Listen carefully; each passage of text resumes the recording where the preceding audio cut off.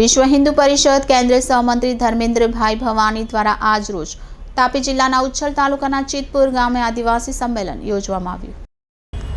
તાપી જિલ્લાના ઉચ્છલ તાલુકામાં આજ રોજ વિશ્વ હિન્દુ પરિષદ કેન્દ્રીય સહમંત્રી ધર્મ પ્રસાર વિભાગના ધર્મેન્દ્રભાઈ ભવાનીનો પ્રવાસ દરમિયાન આદિવાસી સંમેલનનું આયોજન કરવામાં આવ્યું હતું।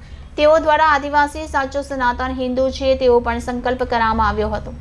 ચિતપુર ગામમાં આજ રોજ તુલસી પૂજન તથા અયોધ્યામાં બનવા જઈ રહેલ શ્રી રામ મંદિરથી આવેલ પૂજિત અક્ષતની કળશ યાત્રા પણ કાઢવામાં આવી હતી, જેમાં આદિવાસી આગેવાન એવા રાજુભાઈ ગામિત દ્વારા આદિવાસી સમાજ જ સાચા હિન્દુઓ છે, તેઓ પોતાની રૂઢિ પરંપરાગત ધર્મની રક્ષા કરે છે, તેઓ જ પોતાની પ્રકૃતિની પૂજન કરે અને તેઓ જ પોતે સાચા હિન્દુ છે તેઓ દ્વારા જણાવવામાં આવ્યું હતું। ચિતપુર ગામના પાટીબંધ ધારા સંમેલન યોજવામાં આવ્યું હતું।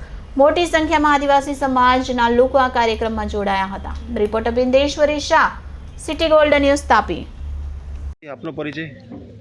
રામ રામ, હું આદિવાસી હિન્દુ રાજુ ગાવિત, તાપી જિલ્લા ધર્મ માટે કામ કરું છું। શું હતો આજનો અહીં કાર્યક્રમ? આજનો કાર્યક્રમ વિશ્વ હિન્દુ પરિષદ ધર્મ પ્રસાર વિભાગ મારફત અમે ચિતપુર અને આજુબાજુના ગામડા માટે મૂક્યું છે।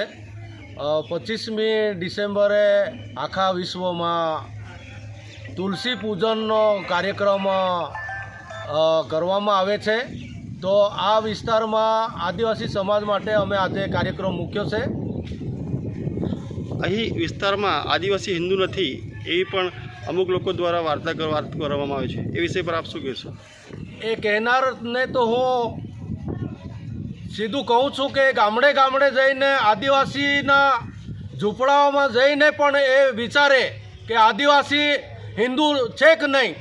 એ દારૂ પીનાર હોય તો દારૂ જ્યારે પીએ છે ત્યારે એક ટીપું નીચે મૂકીને રામ રામ કરીને કહે છે, તો કોઈએ આદિવાસીને શીખવાડ્યું નથી કે આદિવાસી હિન્દુ છે કે નહીં।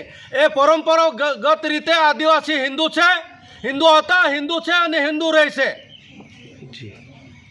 સજ્જન મહારાજ બોલું છું।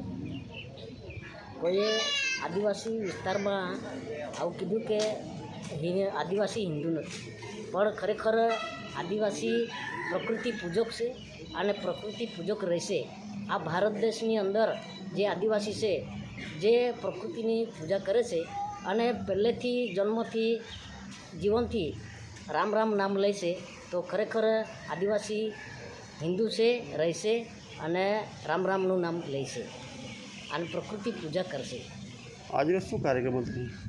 આજનો કાર્યક્રમ છે આ 25 ડિસેમ્બરે તુલસી પૂજકનું કાર્યક્રમ હતું, પણ આજનો જે કાર્યક્રમ છે આ ભગવાન રામનું અયોધ્યાનું મંદિર નિર્માણ, એમનું પ્રાણ પ્રતિષ્ઠાનું કાર્યક્રમ ગામડે ગામડે ઘર ઘરે અભિયાન ચલાવવા માટે આ કલશ અક્ષત અને પત્રિકા અને ભગવાન રામનું મંદિરનું જે ફોટો છે એમનું વિતરણ માટે ઘરે ઘરે અભિયાન રહેશે, એમના માટે આ કાર્યક્રમ છે। जी धन्यवाद। ये अपनी संस्कृति को नष्ट करने के लिए रेवड़ी लेके विदेशों से पैसा लेके ये काम कर रहे हैं, और ये अच्छे लोग काम कर रहे हैं। जो नौकरी का हमारा कहना है कि तुम आदिवासी है और तुम हमारा कुल देव को नहीं पूजते, तुम खेतड़े देव को नहीं पूजते, तुम राम राम नहीं बोलते, तुम कणी कंसरी को नहीं मानते, फिर तुम आदिवासी कैसे? और तुम क्रिश्चियन हो तो फिर तुम क्रिश्चियन क्यों नहीं लिखाते? हिंदू कार्ड में सब चलाते हैं। ये तो सरासर नहीं तो क्रिश्चियन है, नहीं तो मुस्लिम है, नहीं तो आदिवासी भी रह गए। ये कौन है? ये आतंकवादी और नक्सलवादी प्रवृत्ति कर रहे हैं। ऐसे लोगों को, हमें संतों को एक आदेश है कि तुम्हारी दुकान अभी बंद हो गई, हमारी दुकान चालू होगी। अभी आदिवासी जागृत हो गई, आदिवासी सोए नहीं है। ये तो अभी थोड़ा प्रतिशत से भी इतने लोग आ गए, देखो तुम देख लो। धर्म का जय हो, अधर्म का। जी आपनो परिचय? धर्मेंद्र भवानी, विश्व हिंदू परिषद धर्म प्रसार अखिल भारतीय सहमंत्री। શું હતો આજનો કાર્યક્રમ? आज विश्व हिंदू परिषद के द्वारा 21 से 31 दिसंबर तक पूरे देश भर में धर्म रक्षा दिन निमित्त कार्यक्रम हो रहे हैं। धर्म रक्षा दिन यानी धर्म एक ही है, उनका नाम है सनातन।